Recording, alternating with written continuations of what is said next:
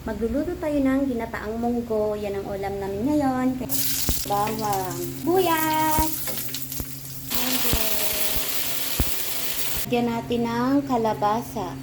Kalabasa pa more. Lagay ko na ang coco mama. Siguro iba pa rin yung purong gata ang ilalagay. Ito oh, bulad.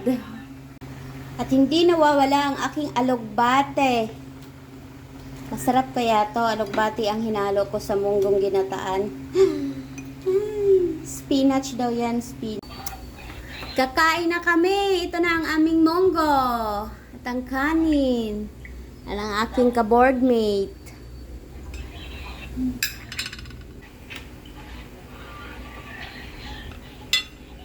Ang among golay. Nga na ay bulad.